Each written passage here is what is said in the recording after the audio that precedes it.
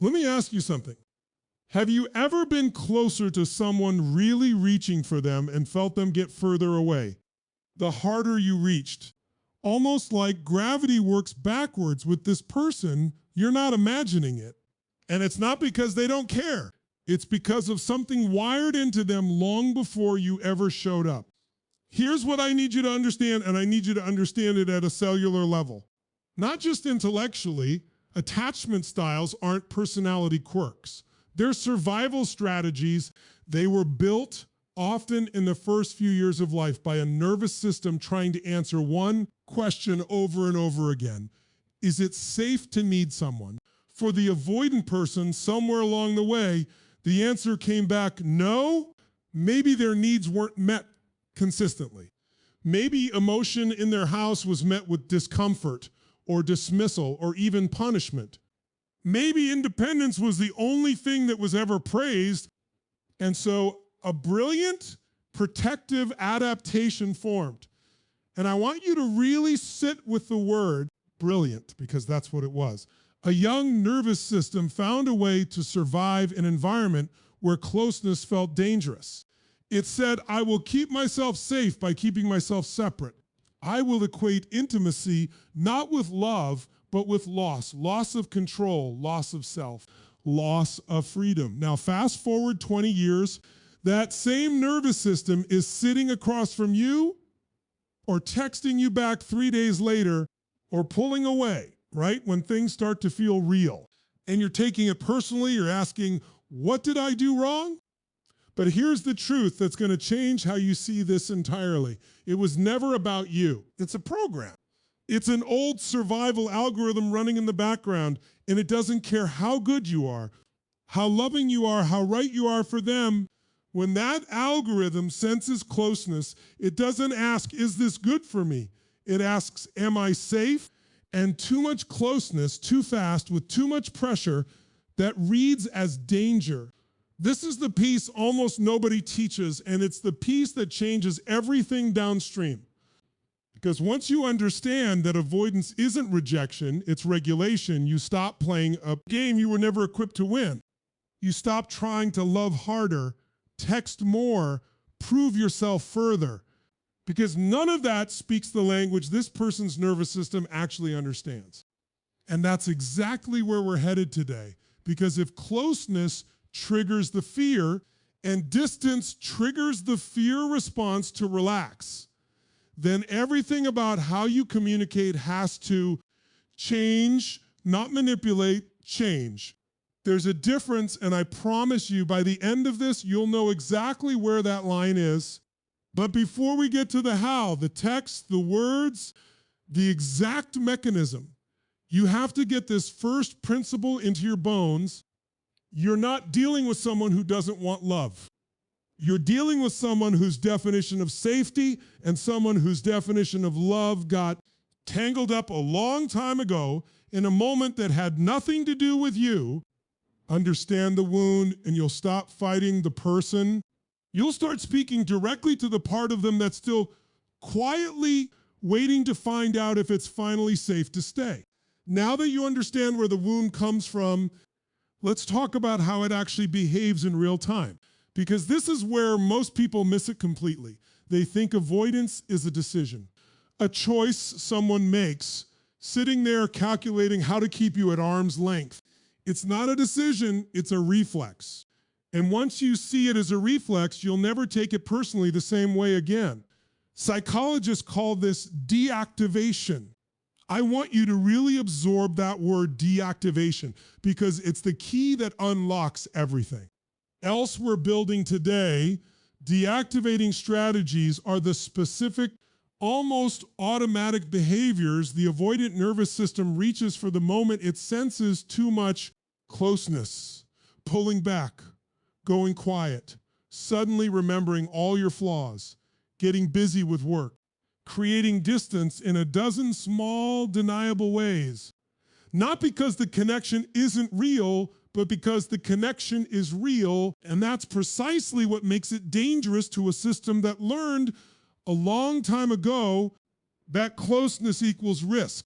Here's the principle underneath it, and I want you to write this down. For the avoidant person, there are two competing needs at war inside them at all times. The need for connection, because they're human and humans are wired for it, no exception, and the need for safety, which their particular history has defined as autonomy, space, and control. When you move toward them with pressure, even loving pressure, even well-intentioned pressure, you force those two needs into direct conflict. And when connection and safety go to war inside a person, safety wins every single time. Not because they don't want you, because the nervous system will always choose survival over desire. But watch what happens when you flip the equation, when someone feels emotionally safe, not smothered, not chased, not needing to defend their space. The deactivating strategies have nothing to push against. There's no threat to neutralize.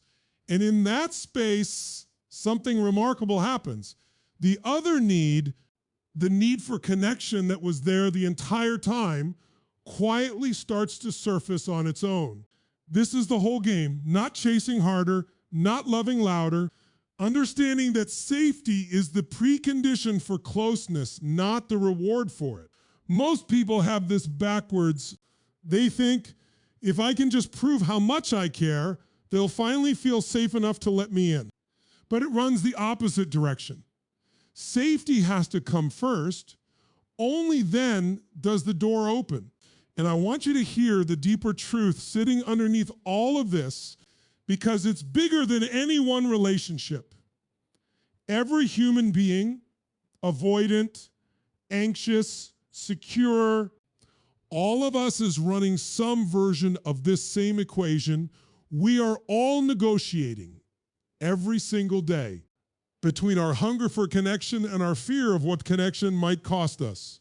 The avoidant person just runs a more extreme version of a universal human program, which means when you learn to work with this dynamic, you're not learning a trick for one difficult person. You're learning something true about the architecture of the human heart. So hold on to this principle, because everything we cover next builds directly on it. Pressure activates the fear and space activates the choice. You cannot force your way into safety. You can only create the conditions where it's allowed to grow. And once you understand that distinction, once it's not just an idea, but a way you see people, you will never approach connection the same way again. Now here's where it gets uncomfortable, because I'm about to walk you through exactly what most people do when they sense someone pulling away. And I want you to really examine yourself here. No judgment, just honesty, because I promise you, you have done at least one of these things. We all have. It's human. But understanding why it fails is what's going to change your entire approach going forward. Mistake number one, the double text, the triple text, the, hey, did you see my message? We do this because silence feels unbearable. It feels like evidence, like proof that we're losing something. But think about what that behavior actually communicates to a nervous system that's already scanning for threat. It says, I cannot tolerate space. I need you to respond to regulate my own anxiety. And to the avoidant person that's not romantic, that's a 5-alarm fire. You've just confirmed the exact fear that made them pull back in the first place. That closeness with you means losing their own autonomy. Mistake number two, over-explaining, justifying your feelings in paragraph form. I just want you to know where I'm coming from. I've been feeling like maybe you're pulling away. And I wanted to check in because, listen, your feelings are valid. I'm not telling you to suppress them. But emotional flooding delivered at someone who's already in a deactivated state doesn't create understanding, it creates pressure. And we just spent the last several minutes establishing what pressure does. It doesn't open the door, it makes them lean harder against it. Mistake number three, and this one's subtle. Reassurance seeking disguised as casual conversation. So are we okay? Do you still like me? I just want to make sure we're on the same page. Every one of those questions, no matter how gently you phrase it, is handing your emotional regulation to someone whose entire coping mechanism is to withdraw from emotional demands. You're asking the wound to heal the wound. It can't. It was never designed to. And mistake number 4, the one that feels the most justified, the one that feels like righteous truth-telling, expressing hurt or anger directly. You're being distant. This isn't fair to me. I don't understand why you're doing this. Here's the hard truth. You might be completely right. Your feelings might be 100% valid, but being right and being effective are 2 entirely different games. Confrontation to an avoidant nervous system isn't received as an invitation to get closer. It's received as confirmation that this relationship equals conflict, equals demand, equals danger. And what does danger produce? Distance every time. Here's the pattern underneath all 4 of these mistakes, and I want this to land. Every single one of them is an attempt to resolve your own anxiety through someone else's behavior. That's not a character flaw. That's just what anxiety does. It looks for the fastest exit. But when you route your anxiety through another person's actions, you hand them the steering wheel of your peace, and an avoidant person sensing that weight will always, always step on the brakes. So before we get to what actually works, and we're about to, right now, you have to fully release these instincts. Not because your feelings don't matter. They matter enormously. But because the way you've been expressing them has been quietly working against the very outcome. Remember this, you cannot chase someone into feeling safe. You can only become the kind of presence that safety wants to move toward on its own. So let's get concrete.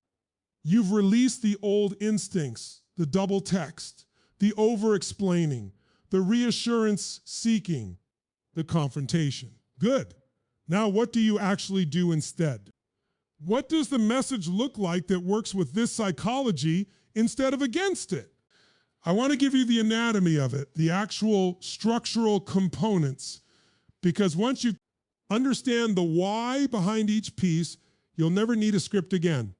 You'll be able to generate this in your own words, in your own voice for the rest of your life. Component 1, no charge. What I mean by charge is emotional voltage, urgency, need, intensity. The message can't feel like it's carrying a demand underneath it. Not, we need to talk. Not, I miss you so much. Those carry charge. And charge is exactly what triggers the deactivation we talked about. The message has to feel light, almost weightless, like it costs you nothing to send and costs them nothing to receive. Component 2, no expectation of response. This is the piece that separates the amateurs from the people who actually understand this. Psychology, you're not sending this text to get a text back. I know that sounds contradictory given everything we're building toward, but stay with me because this is the paradox at the heart of the whole thing. The moment your message requires a response to feel complete, that need leaks through. It's in the phrasing, it's in the punctuation. Somehow they feel it even through a screen. So you send it the way you'd toss a coin into a fountain, complete in itself, whether or not anything comes back. Component 3, warmth without a hook. This is not, hey stranger, that's bait, and on some level, everyone can smell bait. This is a genuine small offering, a memory, an observation, something that made you think of them delivered with zero agenda attached. Something like, drove past that little Italian place we joked about, made me smile. That's it. Read that again and notice what's missing. There's no question mark, no request. No, we should go sometime. It doesn't ask anything of them. It simply exists and it leaves a door open rather than pushing them through it.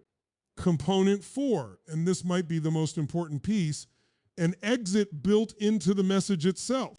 The best version of this text gives them an obvious, comfortable way to not respond, or to respond minimally without it feeling like a rupture. No pressure to explain themselves, no pressure to perform.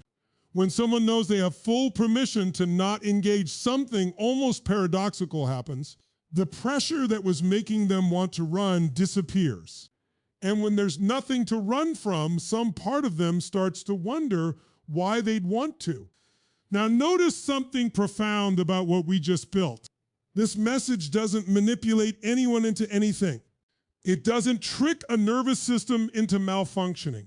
It simply stops adding fuel to the fear response and starts speaking a language of safety instead. That's the whole secret, not clever wording, not psychological tricks.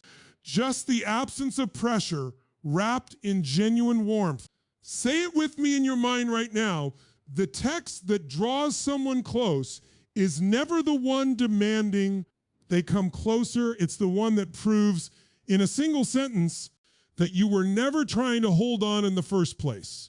Now let's go deeper, because I've given you the what, the anatomy of the message. But I want you to understand the why at a level most people never get to, because once this clicks, you won't just understand this one tactic.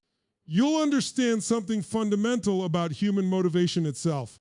There's a principle in psychology called reactance theory, and it's one of the most well-documented phenomena in the entire field of human behavior. Here's what it says, stripped down to its core. The moment a person feels their freedom to choose is being restricted, they experience an automatic, often unconscious drive to reclaim that freedom, tell a teenager they can't go somewhere, and suddenly it's the only place they want to be. Not because the place changed, because the choice was taken away. Human beings are wired to protect their own agency. It's not a quirk. It's a survival mechanism as old as the species. Now hold that principle up next to everything we've built today. What does pursuit do? What does the double text, the reassurance seeking, the can we talk about us actually communicate underneath the words? It communicates, I need you to choose me right now. And the instant a choice feels required rather than free, something in the other person, especially an avoidant nervous system already primed to protect its autonomy, pushes back against it. Not because they don't want you, because wanting you was just turned into an obligation. An obligation is the enemy of desire. This is why the text we built together in the last section works at a level deeper than most people. Realize it's not just unbothered energy or some surface level dating trick you've heard 100 times. It works because it removes the restriction. It hands the choice back. There's no demand hiding in it, which means responding to it, engaging with it, moving toward it becomes something the avoidant person gets to do, not something they're being cornered into doing. And what does the human mind do with a freely available choice that also happens to feel good? It starts to want it, sometimes urgently. Here's the deeper layer, the one I really want you to take with you today.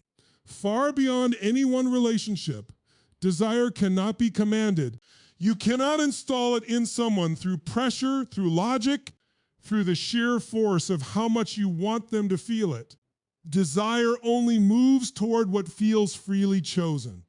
This is true in romance, it's true in sales, it's true in parenting, in leadership, in every domain where you're trying to influence another human being's heart or mind.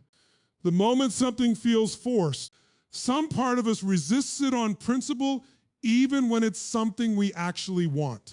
So when you send a message with no charge, no expectation, no hook, and a built-in exit, you're not being passive, you're not playing games, you're doing something far more sophisticated. You're removing the psychological threat that was suppressing their natural desire, and you're letting that desire surface under its own power on its own timeline. That's not manipulation, that's alignment with how the human mind actually works. And here's the sentence I want you to leave this section with, because it applies to far more than texting. The moment you stop demanding someone choose you, you become someone worth choosing. Freedom doesn't just protect the relationship. Freedom is what makes wanting possible in the first place.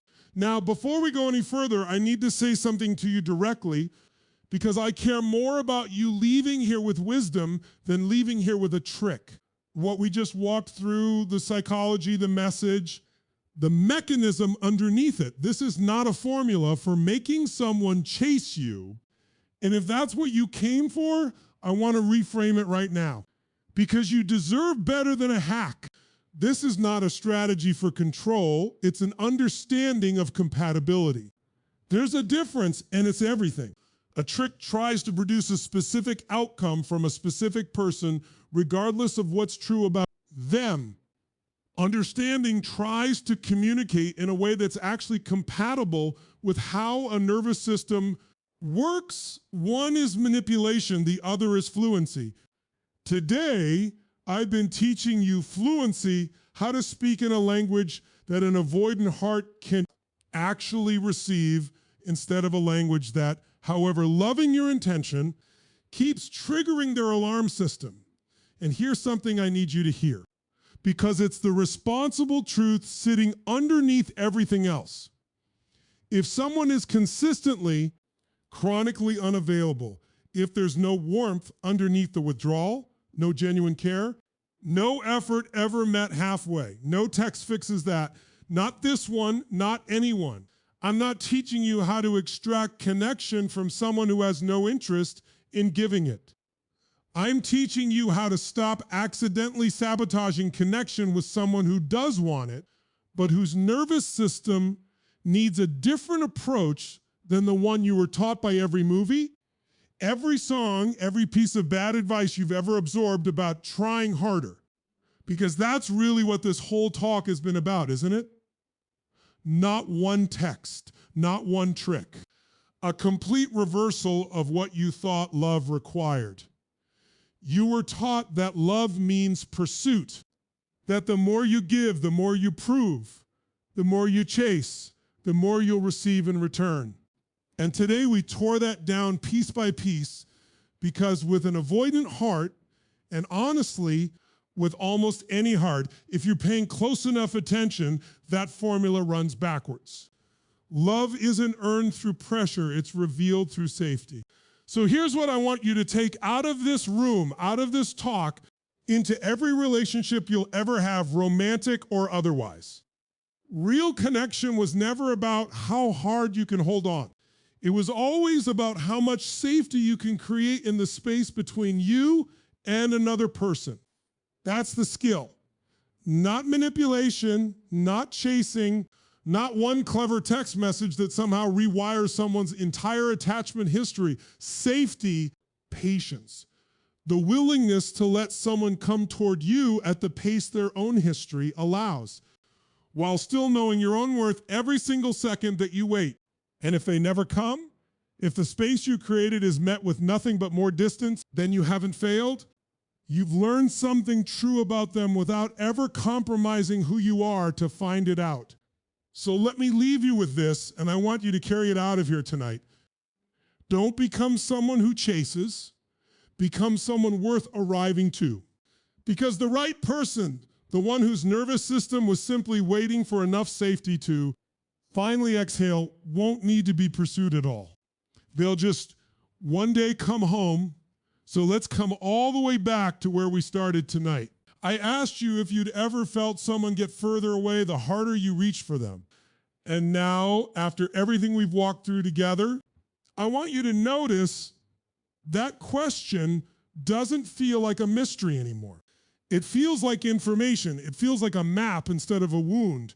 Think about the ground we've covered.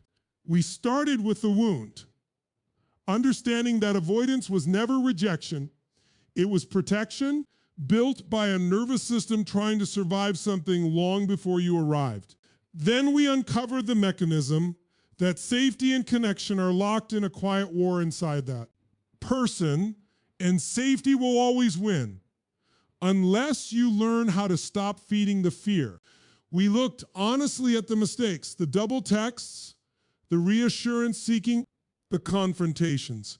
And I asked you to see them not as failures of character, but as anxiety looking for the fastest exit We built, piece by piece, a way of communicating that carries warmth without weight, presence without pressure.